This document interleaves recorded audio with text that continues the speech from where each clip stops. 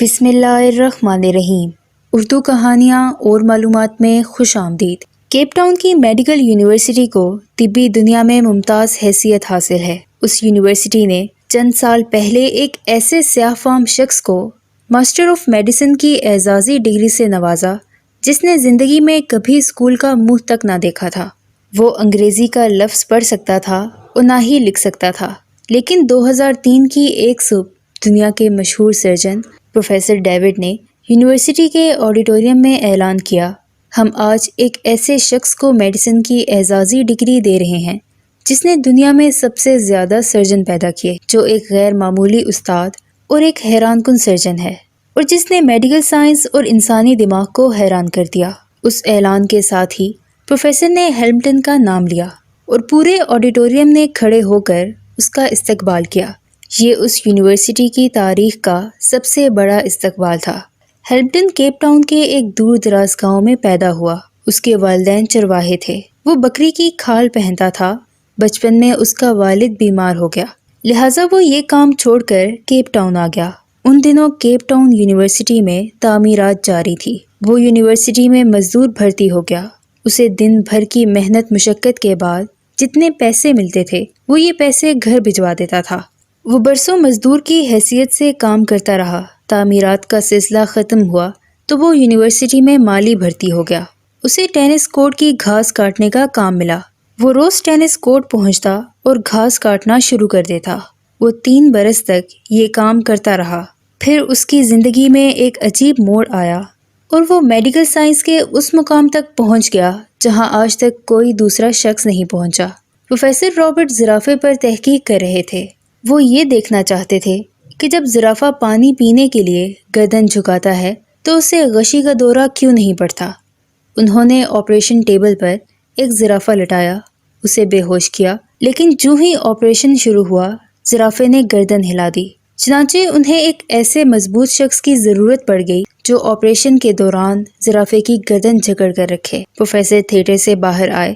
سامنے ہیملٹن گھاس کاٹ رہا تھا۔ پروفیسر نے دیکھا وہ ایک مضبوط قد کاٹ کا صحت مند جوان ہے۔ انہوں نے اسے اشارے سے بلایا اور اسے زرافے کی گردن پکڑنے کا حکم دے دیا۔ ہیملٹن نے گردن پکڑ لی۔ یہ آپریشن 8 گھنٹے جاری رہا۔ اس دوران ڈاکٹر چائے اور کافی کے وقفے کرتے رہے، لیکن ہیملٹن زرافے کی گردن تھام کر کھڑا رہا۔ آپریشن ختم ہوا تو وہ چپ چاپ باہر نکلا اور جا کر گھاس کاٹنا شروع کر دی۔ دوسرے دن پروفیسر نے اسے دوبارہ بلا لیا۔ وہ آیا اور زرافے کی گردن پکڑ کر کھڑا ہو گیا۔ اس کے بعد یہ اس کی روٹین ہو گئی۔ وہ یونیورسٹی آتا، 8-10 گھنٹے آپریشن تھیٹر میں جانوروں کو پکڑتا اور اس کے بعد ٹینس کورٹ کی گھاس کاٹنے لگتا۔ وہ کئی مہینے دوہرا کام کرتا رہا اور اس نے اس ڈیوٹی کا کسی قسم کا اضافی معاوضہ طلب کیا اور نہ ہی شکایت کی۔ پروفیسر اس کی استقامت اور اخلاص سے متاثر ہو گیا اور اس کی پروموشن ہو گئی۔ وہ اب یونیورسٹی آتا، آپریشن تھیٹر پہنچتا اور سرجنوں کی مدد کرتا۔ یہ سلسلہ بھی برسوں جاری رہا۔ 1958 میں اس کی زندگی میں دوسرا اہم موڑ آیا۔ اس سال ڈاکٹر برنارڈ یونیورسٹی آئے اور انہوں نے دل کی منتقلی کے آپریشن شروع کر دیے۔ ہیملٹن ان کا اسسٹنٹ بن گیا۔ وہ ڈاکٹر کے کام کو غور سے دیکھتا رہتا۔ ان آپریشنوں کے دوران وہ اسسٹنٹ سے ایڈیشنل سرجن بن گیا۔ اب ڈاکٹر آپریشن کرتے اور آپریشن کے بعد اسے ٹانکے لگانے کا فریضہ سونپ دیتے۔ وہ انتہائی شاندار ٹانکے لگاتا تھا۔ اس کی انگلیوں میں صفائی اور تیزی تھی۔ اس نے ایک دن میں 50 لوگوں کے ٹانکے لگائے۔ وہ آپریشن تھیٹر میں کام کرتے ہوئے سرجنوں سے زیادہ انسانی جسم کو سمجھنے لگا۔ چنانچہ بڑے ڈاکٹروں نے اسے جونیئر ڈاکٹروں کو سکھانے کی ذمہ داری سونپ دی۔ وہ اب جونیئر ڈاکٹروں کو آپریشن کی ٹیکنیک سکھانے لگا۔ وہ آہستہ آہستہ یونیورسٹی کی اہم ترین شخصیت بن گیا۔ وہ میڈیکل سائنس کی اصطلاحات سے ناواقف تھا، لیکن وہ دنیا کے بڑے سے بڑے سرجن سے بہتر سرجن تھا۔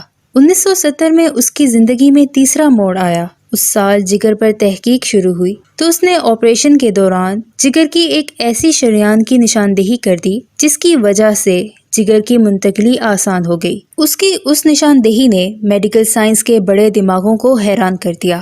آج جب دنیا کے کسی کونے میں کسی شخص کے جگر کا آپریشن ہوتا ہے اور مریض آنکھ کھول کر روشنی کو دیکھتا ہے تو اس کامیاب آپریشن کا ثواب براہ راست ہیملٹن کو جاتا ہے۔ اس نے یہ مقام اخلاص اور استقامت سے حاصل کیا۔ وہ 50 برس کیپ ٹاؤن یونیورسٹی سے وابستہ رہا۔ ان 50 برسوں میں اس نے کبھی چھٹی نہیں کی۔ وہ رات 3 بجے گھر سے نکلتا تھا، 14 میل پیدل چلتا ہوا یونیورسٹی پہنچتا، وہ ٹھیک 6 بجے تھیٹر میں داخل ہو جاتا۔ لوگ اس کی آمد و رفت سے اپنی گھڑیاں ٹھیک کرتے تھے۔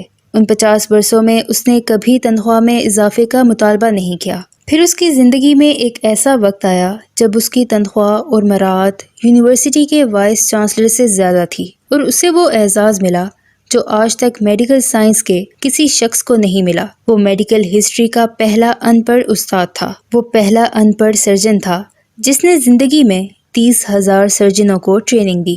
وہ 2005 میں فوت ہوا تو اسے یونیورسٹی میں دفن کیا گیا، اور اس کے بعد یونیورسٹی سے پاس آؤٹ ہونے والے سرجنوں کے لیے لازم قرار دے دیا گیا کہ وہ ڈگری لینے کے بعد اس کی قبر پر جائیں، تصویر بنوائیں اور اس کے بعد عملی زندگی میں داخل ہو جائیں۔ اگر وہ زرافے کی گردن پکڑنے کے لیے آپریشن میں بلایا گیا تھا اور وہ اس دن انکار کر دیتا، اگر وہ اس دن یہ کہہ دیتا کہ میں مالی ہوں، میرا کام زرافوں کی گردنیں پکڑنا نہیں، تو وہ مرتے دم تک مالی رہتا۔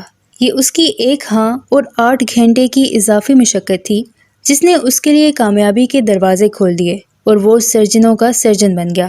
ہم میں سے زیادہ تر لوگ زندگی بھر جاب تلاش کرتے ہیں، جبکہ ہمیں کام تلاش کرنا چاہیے۔ دنیا کی ہر جاب کا کوئی نہ کوئی کرائیٹیریا ہوتا ہے، اور یہ جاب صرف اس شخص کو ملتی ہے جو اس کرائیٹیریا پر پورا اترتا ہے، جبکہ کام کا کوئی کرائیٹیریا نہیں ہوتا۔